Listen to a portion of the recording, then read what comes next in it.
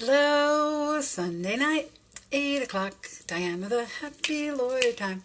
Sunday night, 8 o'clock, Diana the happy lawyer time.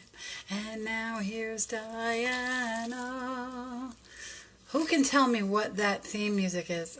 What's the basis of that? One of my favorite shows that I'm kind of adapting. Probably shouldn't say it because, I could end up in copyright court. Anyway, welcome to Sunday, the, 12th of January, 12th day of the new year. And I was last coming to you from Florida. I'm still in front of my Christmas tree because it's coming down, it's in the process of coming down tonight and tomorrow. I just don't want to do it. I thought since it was still here, I'd milk it for one more show, for the Christmas tree show. And so here we are in front of the tree in New York.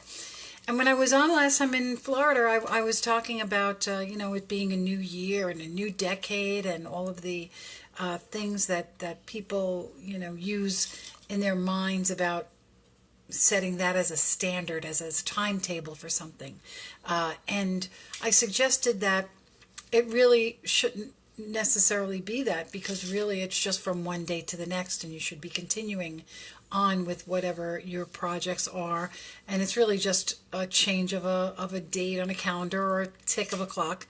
But I was thinking more about that, and about how I react to the new year and the new decade.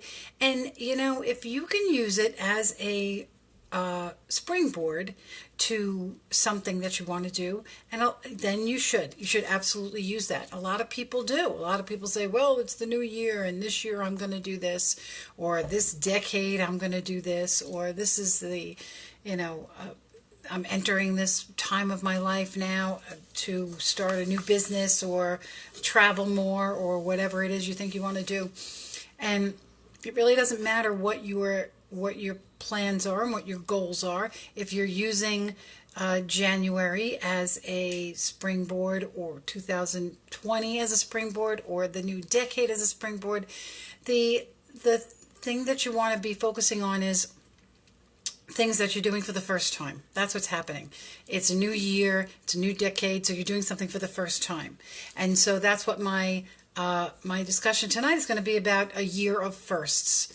Now, the funny thing is, the year of firsts kind of started with me doing something for the first time, which was missing my own show last week. So last week I put up the year of firsts, and then I watched the Saints, and they lost on Sunday, and I was a little down about that. And then I watched the second game that was on, and I forgot what it was, Seattle, I think. And, it was kind of like dull and da-da-da-da-da, and I fell asleep while I was watching the football game.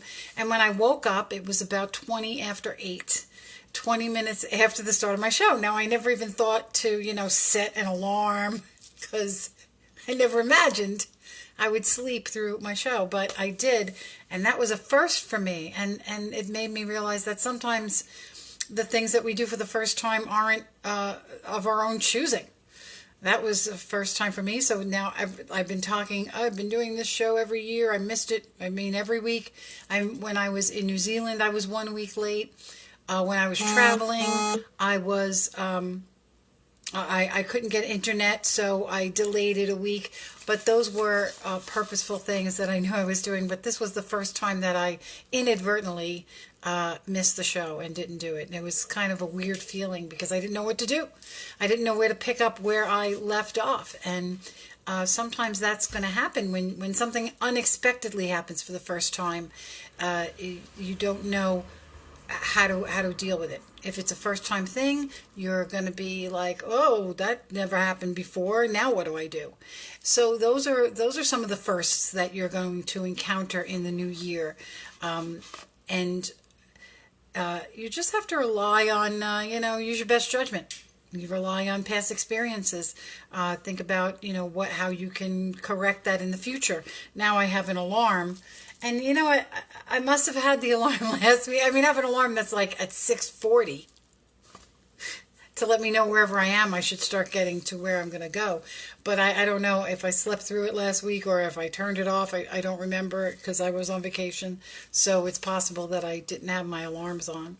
So some of the firsts that we're going to do for the new year are the unexpected ones that come at us without our preparation or without, knowing how we're going to react. And so you're just going to have to, wing it and see how it fits. Sometimes first time things can be good and they'll fit regularly into your new schedule. But sometimes, you don't want to do that. I don't want to miss the show again. That was not something I wanted to do. So that's why this show is called A Year of Firsts, Take Two, which is kind of interesting because take two really basically means, you screwed up the first one, so now here's the second take. It's a Hollywood thing. I'm sure you've heard it. Take two. So those are the kind of things that you're going to do unexpectedly firsts. Then there are other firsts that you're going to do, which are going to be like, something that you've been doing regularly all the time, and then instead this is going to be the first time that you do it this year, like the first time you go to the gym, or the first time you walk on the beach, or the first time you're having people over for dinner, first time you go visit your friend that you visit regularly. And those are firsts that we're going to do it's not really the first time that you're doing it. You're continuing a habit, but it's the first time that you're doing it this year. But it's also a milestone. Like, these are things that are milestones in our life experience. And because we're starting in January 2020, it's the first time that you're doing it. But when you say something like the first time, it actually implies in itself that there's going to be a second time. Like, I am writing a book, like most people, and the folder that I have on my computer is called My First Book. So by calling the folder My First Book, it necessarily implies that I will have a second book. So when you're using the term that you're doing something for the first time, you're indicating to yourself and to the rest of the world that this is not the only time you're going to be doing something. It's the first time, and that you're going to continue on and do it more, or do it a second time, however many times it takes. But saying that you go to the gym for the first time, take a walk for the first time, start exercising for the first time, start eating healthy for the first time this year, whatever it is that you're trying to carry over from last year, but this is the first time you're doing it this year. So it's okay. It's just a standpoint where you move forward from that. The last first that I'm going to talk about is then things that you're doing for the first time ever, that you're anticipating doing on purpose for the first time ever. And this should be the most exciting thing that you're going to be doing, because it's not the habitual stuff. It's not stuff that you're caught off guard. It's stuff that you've been planning on doing for a long time, and now it's 2020, it's January, it's the first of the year, it's whatever it is, but it's going to kick you into gear so that you're doing something for the first time, whether it's going online on Facebook for the first time, or starting to write your book for the first time, or starting to exercise for the first time, whatever it is, starting to cook healthy. Some people turn vegan, some people stop eating sugar or gluten or any of the other things that are in our lives that we are used to all the time. Oh, I'm readjusting. And these are sometimes the toughest things that we're going to do, because we've never done them before and we don't know how it's going to turn out. And it can be a little scary. And there's a lot. I looked online for a lot of different quotes about firsts. We know I like my quotes. And one of the ones that I like the best, that I say a lot, is Martin Luther King. And he says, ta-da, there it is, I'm not lying. Faith is taking the first step even when you don't see the whole staircase. So it's a great quote. And I've heard it characterized another way. You don't have to see the whole staircase to take the first step. So that means, like, if you're thinking about starting a new business, if you're thinking about, writing a book, or being an artist, or starting, being painting, anything that you want to do, that you've always wanted to do, dreams that you've had in your mind that are so big that they're bigger than you can imagine them being. These are the things that you should be striving for to do first. Hi, Jenny. Hi, Charlie. And when you're doing those things first and they are scary, you just don't have to take big steps. You can take little steps the first time. If you want to start painting, just go out and buy paints. If you want to write a book, just start thinking about chapters of headings. If you want to start a business and you have no idea how to do that, just go online and start looking at reading articles about how to start a business. If you want to figure out how to keep your cats quiet in the background, quiet. Just start by saying something about it. Start by thinking about it. Your thoughts are always going to be the first place where things start.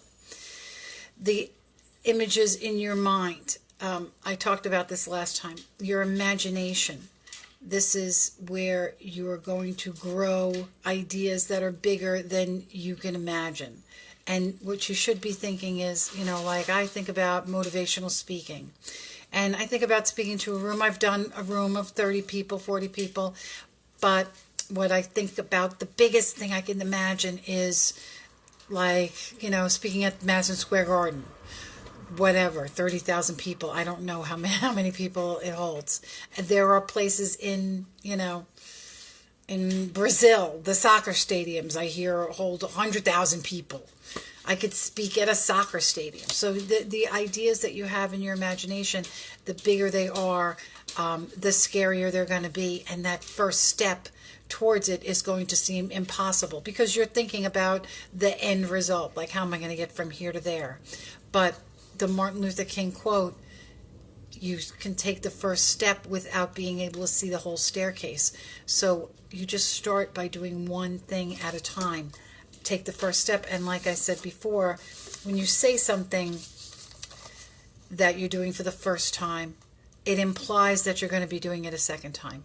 So say it out loud. Say, this is the first page I'm writing of my book. This is the first walk I'm going to take. This is the first dinner that I'm going to cook. And, I always wanted to prepare meals on the weekend and put them in my refrigerator so that I, could just take them out all week. And this is the first time I'm going to stock my refrigerator with food for the week. Whatever it is, when you use that term, this is the first time I'm doing it, it implies that you're going to be doing it a second time. And it gives you a little inspiration. And then when you do take that first step, when you do start that first, even if it's a small thing, today I went out and bought zucchini and cauliflower, all the stuff that I really want to start eating because, even though, again, it's a first carried over from the last year, so it's the first time I'm stocking my refrigerator for this year. It's a habit that I'm continuing on, but it's the first time I'm doing it this year, and it feels good. It feels good to clear out your refrigerator because, I don't know what you got in your refrigerator, but my refrigerator had a lot of old Christmas food because I was away.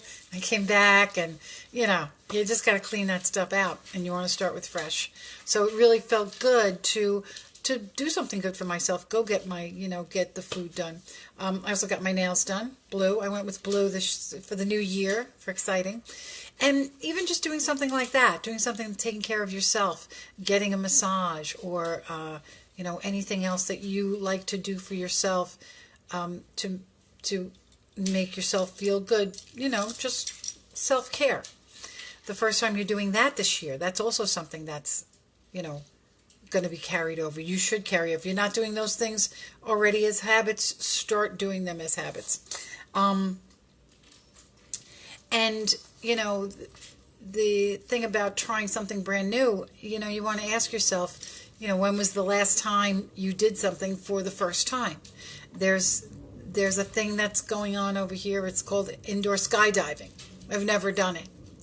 I'm thinking about going. I want to go with my friend for his birthday, maybe. Indoor skydiving. Actually, it's Ernie. A lot of you guys know Ernie. He's a nut. Because he likes... Now, here's the funny thing about Ernie. Last year, we went to Australia, New Zealand, Hawaii. It was the first time for both of us traveling, world travelers, and that was great. And when I say the first time that I know we're going to be traveling again, by saying that first, by using that adjective, now it implies that we're going to be traveling across the world again. But we walked somewhere and he wanted to try bungee jumping, okay? Now, I'm not going to bungee jump. It's okay. I don't have to.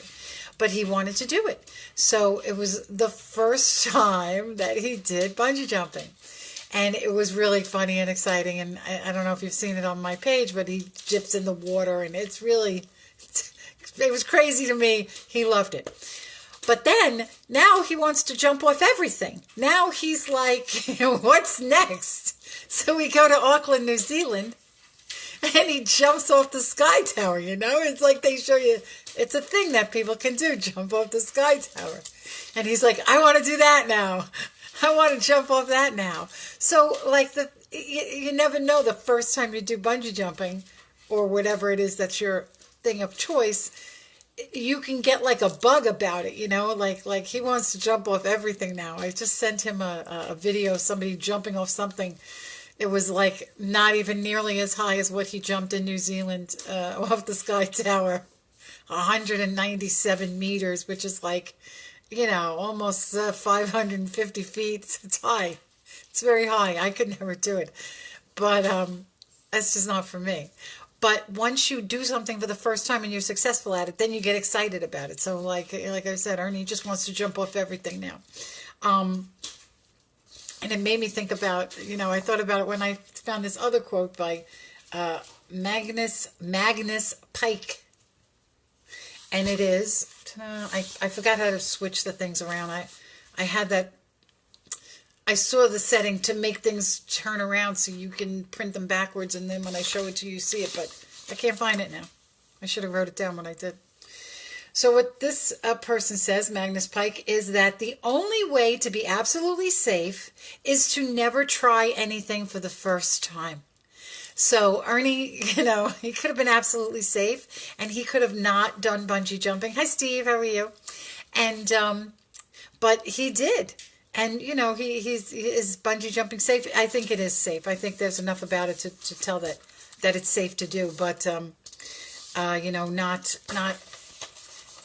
if you don't try anything for the first time, then that's the only way that you're gonna stay safe. And, Les Brown talks a lot about doing things for the first time and getting out there and challenging yourself and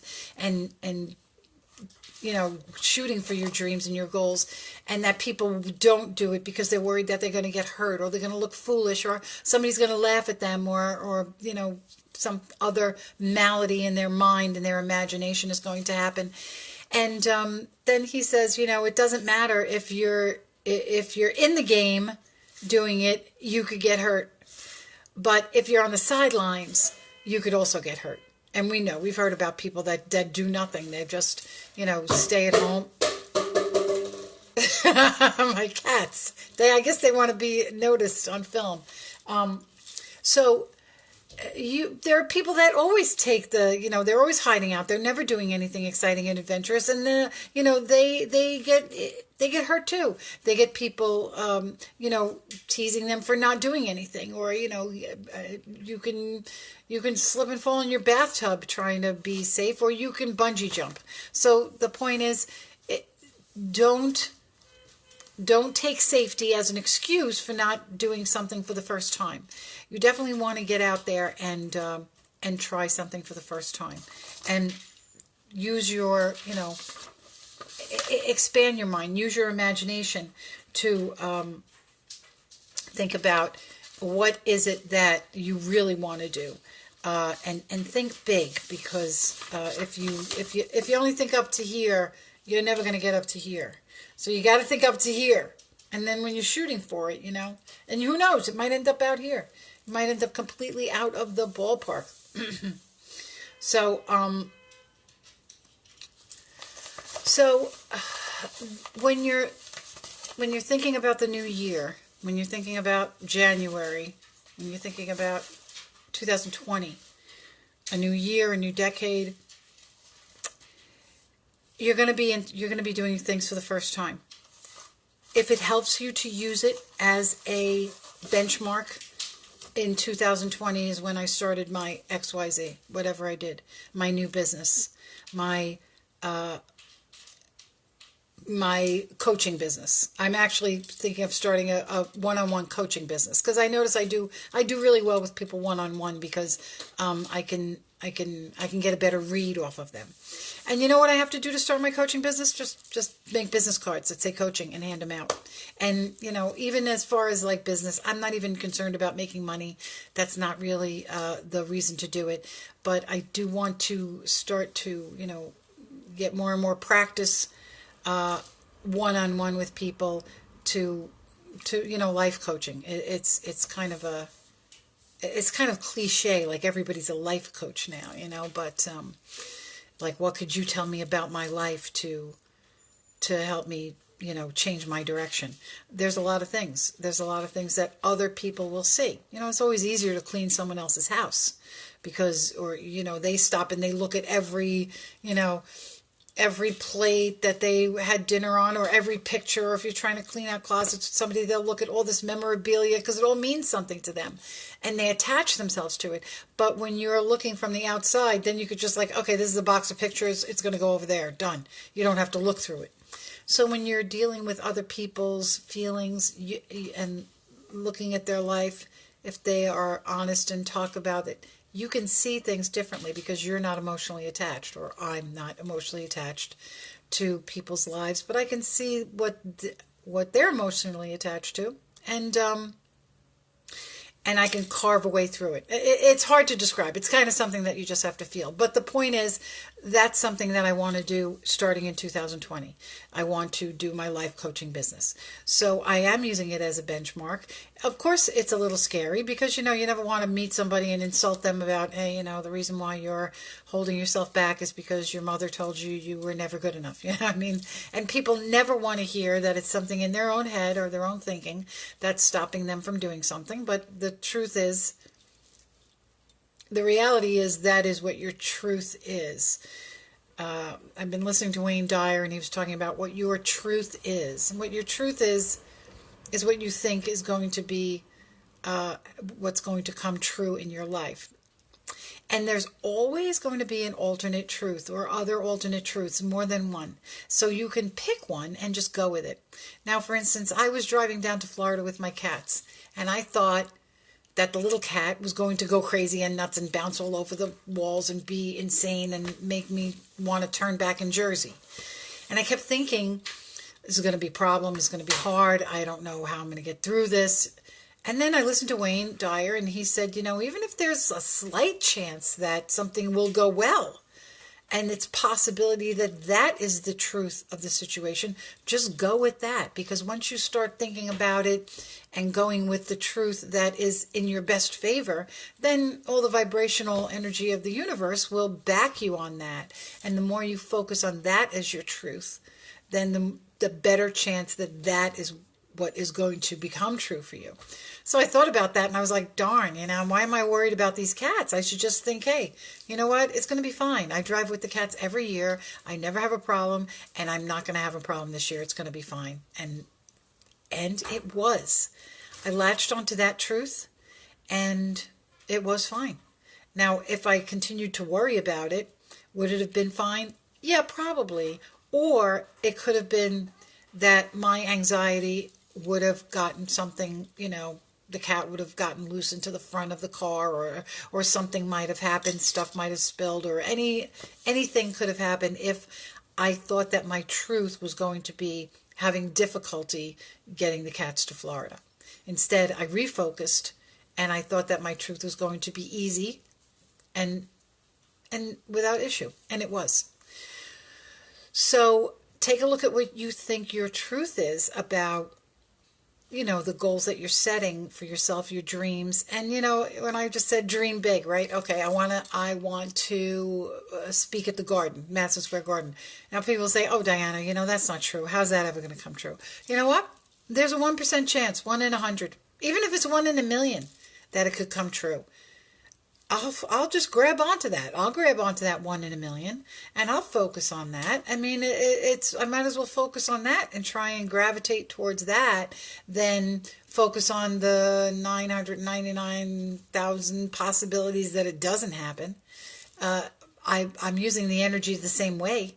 Same amount of energy is going into the thought and into the belief. So I might as well just believe in my own favor. So that's something that I'm doing more and more for the first time, blocking out things that are, not what could be true, and focusing on the things that are going to benefit me. And it sounds like an easy thing, but we're so in tuned and so used to the negative. There's so much negativity around us all the time that it's hard to not get stuck in a rut or even trip yourself up and go, oh, that's never going to happen. So if you catch yourself falling out, and saying, oh, yeah, but I can't do that because, or that won't work for me, because, or but, and all of those but and because words, if you hear yourself using those words, just stop and pay attention and say, you know what, that's not going to be my truth.